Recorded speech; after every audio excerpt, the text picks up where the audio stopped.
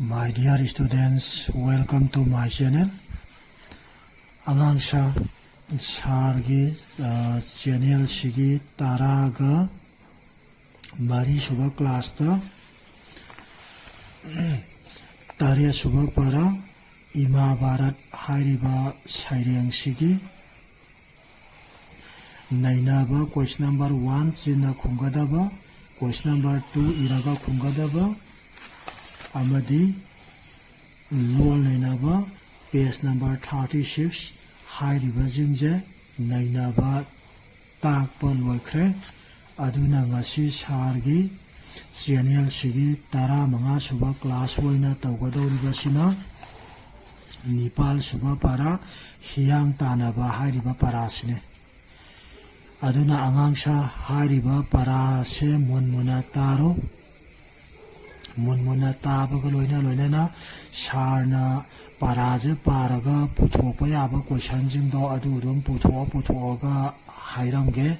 Aduna Sarna Talapa Matamsega Munmuna Taraga Nasagi Sarna Hanjana Hairapa Hanjana Parakpa Amati Queshaluina Putora Iba Jingdo Adu underline Papa Topsalo Aduga Adum Pasalo Angja Yango Larita Munna Yango Munna Kano Tarajiko Angja Nipan Suba para Hiyang Tanaba page number 39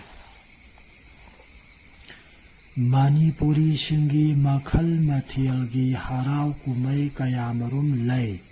Ahanda Wahi Parengda Ko Hairiba Wahi Pareng Simaki question Waina Jutopa Yare Manipuri Shingi Makal Mathiangi Harau Kumai Dias Layana Hangapomatamda Nakoina Hayang Kayamarumana Kungadoba Amukshu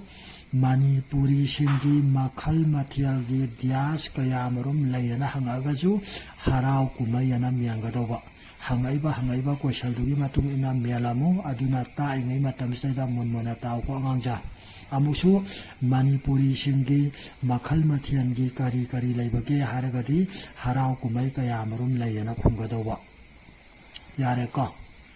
Ishingi Kumaida Kwaidagi Nungaibadi Hiyang Tanabani Aduga Ishingi Kumaida Kwaidagi Nungaibadi Karino na Hangagadi Pakumda Hiyang Tanabani Haina Kungadaba Kwashalwana Hangagana Aduga Ahangu Mezandada Hangagana Ishingi Kumaida Kwaidagi Nungaibadi Dias Tanabani Haragadi Hiyang Hariba Wahije Miangadoba Yandaiko Amuchu Diaski Kumaida Kwaidagi Nungaibadi Hiyang Tanabani Hana Kumaga Hangagana Ishingana Miangadoba Gandaiko Wangja Aduna Paraja Munmuna Taro Aduga Munmuna Taho Bataragadi Hayang Paikada Hangaiba question do Adugi Matumina Pakung Kumbangam Aduga Paraja Ta Inimatanda Muna Pazana Taho the Bataragadi Hayang question Satlaga Hangapumatamda Pakung Kumbangamo Aduna Munmuna Tau underline Papa Tausaloko Angja Adayamushu Kwagi MCQ Habadi multiple choice question Habadi Magi options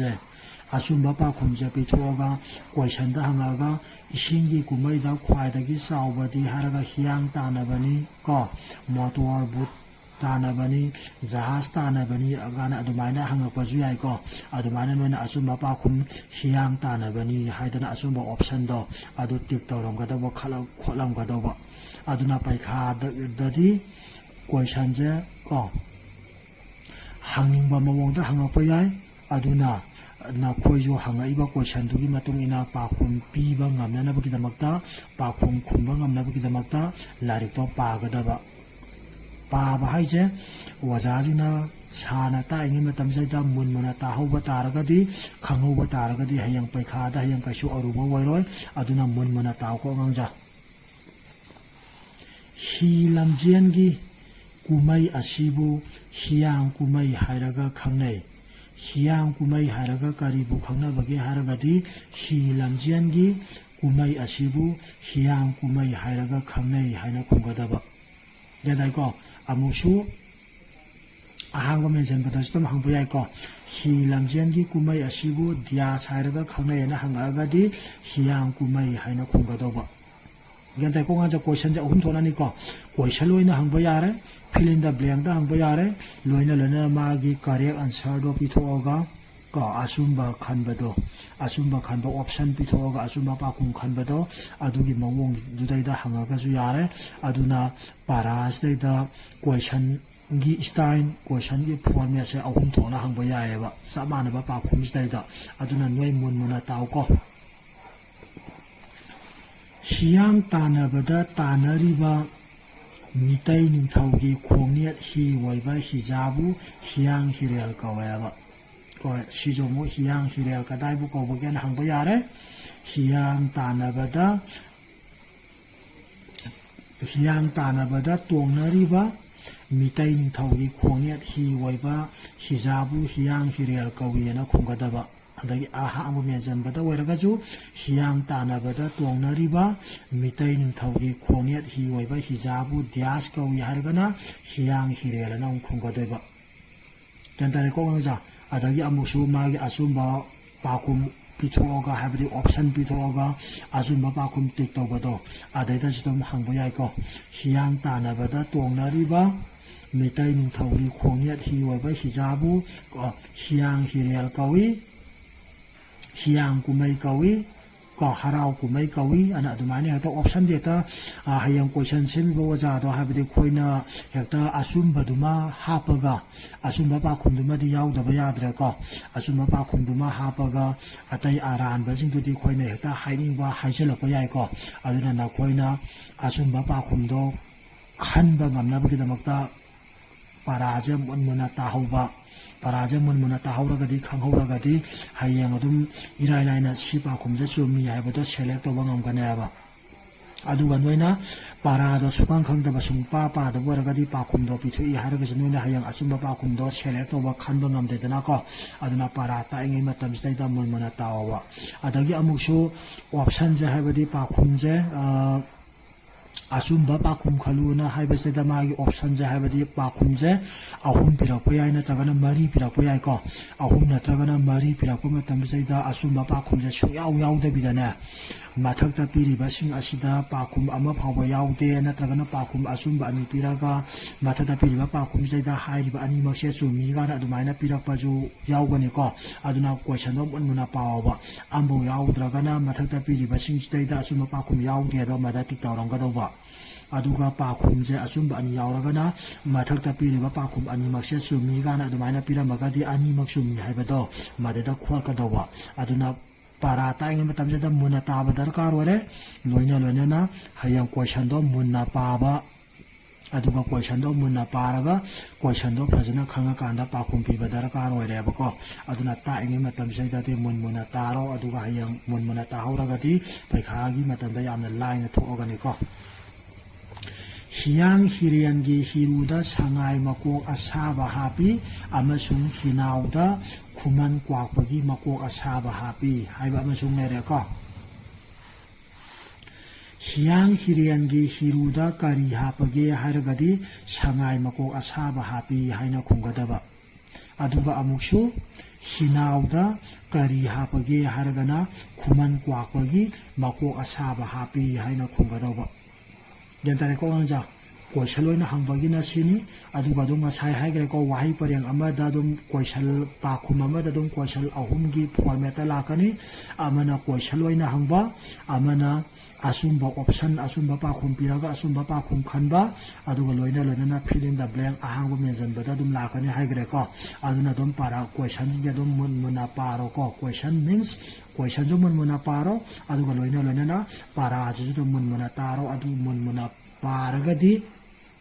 taragadi adum haib ahumok dum irai laina thogani ko adum si dum hapa yai banatra hiyang hirial gi hiruda dias mako asaba hapi haragadi sangai men ga do banatra adagi amuksu hinauda dias kwakpagi mako asaba hapi haragana khuman samana I hangba ya gareba adagi amuksu hiyang hirengi hiruda sangai makok asaba hapi kuman kwakpagi makok hapi natra lamoki makok hapi ganeta hapapaya bako adanuna asumba de no koina tik tawgadawba gyantai ko nga jasum hajalajana hairije hayang paikha da soidana bagi paikha da hangakadawba question gi format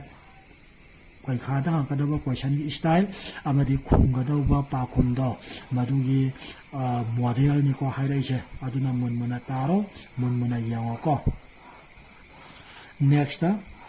hiyang tanabagi kumai mamangai da ningthau yauna imphal turenda thongjugi thangapata amadi haujik ki konunggi thangapata khudong saba matam yengduna pangthoknara mi haiba amuka parake ko hiyang tanabagi kumai mamangai da ningthau yauna imphal turenda thongjugi thangapata amadi haujiki konunggi thangapata khudong saba matam yengduna pangthoknara mi yan haigadeba mamangagi matamda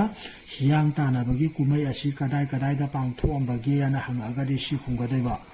hiyang tanabagi kumai mamangai da ningthau yauna imphal turenda thongjugi thangapata amadi haujiki konunggi thangapata khudong saba matam yengduna pangthoknara mi haiba pakhumje khunggadaba gyantare ko nganja adum fill in the blank da sudum hangapa yai ko hairiba ahum bisdaida amma warhalaga awatpa jenoida menjalhanba natragana asumba pakhum khalu taida ju gyandabra ahum makse piraga ama hangba adagi ani khapiraga hangba natragana atopa dum hapsalaga ju hangba yai ko aduna paras da phajana thoroli mapung phana phajana khango adu khangaga de hayang pakhum gi irai laile natra loina lena hangaiba question jing do adugi pakhum system irai laina piba ngamana abduna paras da munmuna ta horo munmuna khangoro bata inge matam zaida masida Vishnu amasung ningthaugi hiyang hirel ani aduga panagi tanahi ani sangla meba ko mamangagi hiyang tanabagi matam zaidadi Vishnu hariba laise amasung ningthaugi hiyang hirel ani amasangane aba hiyang tanaba matamda aduga panagi tanahi ani amaga susanga meba kendai ko mamangagi hiyang tanaba matamdadi Vishnu amasung ningthaugi hiyang hirel ani amane aduga panagi tanahi ani amaga sanga meba kendare ko ngja haujik sahi khudingi hiyang tanabagi khwaidagi asauba harau kumaidi haiku hidongba haiba sineba kendare ko haujik sahi khudingi hiyang tanabagi khwaidagi asauba harau kumaidi haiku hidongba haiba sini yana lakadeba kendare ko fill in the blank da haujik sahi khudingi hiyang tanabagi khwaidagi asauba harau kumaidi dias haiba sini yana haragadi haiku hidongba haina khunggadeba kendare ko adum kano da ju asumba option pithokpada sum khumba hangba yagre ko kendare ko hauji sahi khudingi hiyang tanabagi khwaidagi asauba harau kumaidi haiku hidongbani hi lamjen tanabani natra adagi amuksu mukna sanabari natrana lamje heta hainingba ko haiba yagre ko nganja question gi senu go de yam siamba yagre adugu noina asumba kare answer do habadi asumba pakhum do madudang phajana khango adudu ka dum yare ko mathangda haiku hidongba siri Bijoy Gobindagi Moirang Laima Kauba Thangapata Sahi Khudingi Langban Tarama Thoni Panbada Pangthoi haiba haiku hidongba karba matamda pangthoke hairagadi Sahi Khudingi Langbal Tarama Thoni Panbada Pangthoi haina khunggadeba kendare ko haiku hidongba kadai waida pangthoke hairagana haiku hidongba siri Bijoy Gobindagi Moirang Laima Kauba Thangapata Pangthoi haina mo khunggadeba question hangakpada kendare ko adagi amuksu question di hanga hauji hagidini ko haiku hidongba siri Bijoy Gobindagi Moirang Laima Kauba Thangapata Sahi Khudingi Diasni Panbada Pangthoi hairagasu Langbal Tarama Thoyena igadeba yantare ko ngja adagi amuksu mo haiku hidongba siri Bijoy Gobindagi moirang leima kauba diasta sahi kudingi langbal trama thuni pambada pangthui haragana thanga par nau mela kadoiba jantai ko ngangja question gi hanga kadoba style duni ko sum hanjala jana haire je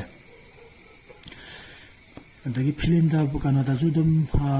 asum bapa khum pithopo option gi dastum yam yagre kodum samane ta chamtoga haikru hidong ba siri siri bijoy govinda gi moirang leima kauba thanga pata sahi kudingi langbal tarama thoni panbada pangthoi natra hiang gi tarama thoni panbada pangthoi mera tarama thoni panbada pangthoi gana dumaina piram ba yai ko adada noina asum bapa khum da dum tik torong ka doba aduna munna da khango para ji yare ko ngja question gi hanga ka doba style khangye ko question woina hangba ma asum bapa khum pithoga asum option pithoga khanba ma loina na ahang mention bada ama sigi format state da jantare ko ngja masidi sumna mitki kumai woina hiang tana banate ira thoni ga loina na wangu ron yauna hiang tana banaba langbal gi tarama thoni panbada pangthu iba ko haiku hirong bagi thauram je karamba thauram no na hangaga dina langbal gi tarama thoni panbada pangthu iba haiku hirong bagi thauram asi ko sumna mitki kumai woina hiang tana banate ira thoni ga loina na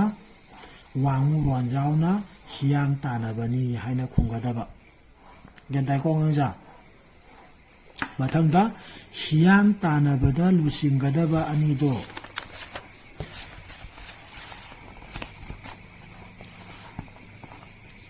tiang mai lepa ka waba ko tiang mai lepa ka dai ko bgen hangaga na hiang tanabada lusingadaba ani do tiang mai lepa ka wi haina khungadaba beda ko adagi amuk sun mesingda hiang tanabada lusingadaba anidu dias liapa kawi ana haragadi tiang mai na tagana dias kawi haragana tiang mai liapa na miangadeba yadare ko adagi amu mesingda koigi option pithoga asumba khanbada mo hangaga jo hiang tanabada lusingadaba anidu haraga option sona pirani ko kokta na tagana wanda tiang mai liapa atra ma lusingba makok thongba gan heta haira ko yana tra ada noina khumang ga doije tiang mai lepa na khumang ga doba kholang ga doba tiang mai lepa da ba anina hiang nimiki no ma wa lingai no ngalam dai da sri bijoy govinda da sanya kwanyai lupa kwanyai ka leba ka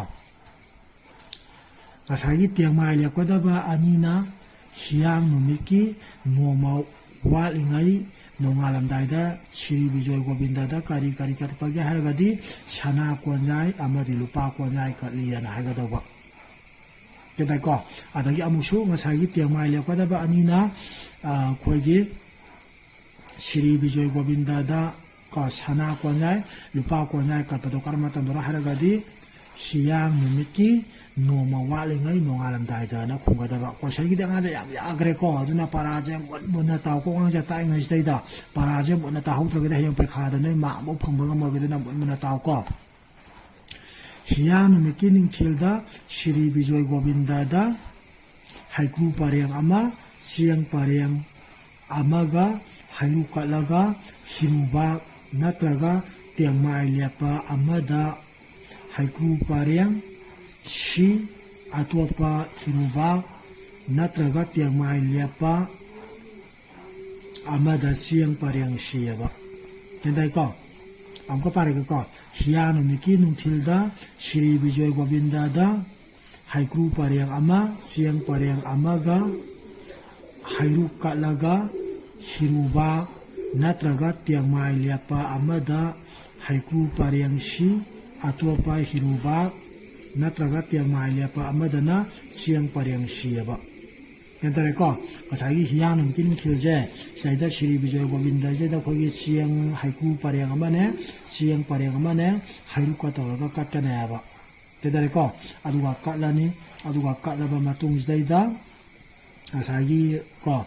hiruba natraga na tiang mai lepa doriba mi amadana ne haiku pareng sirani aduga atopa amadana ne khoigina chiang pareng da sigane aba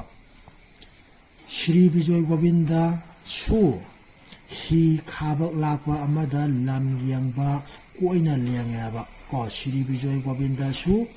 hi khabak lakwa amada lam yangba koina lengaba okay loisala ji ko ngang jang asigide hayang makha mo thara je okay thanks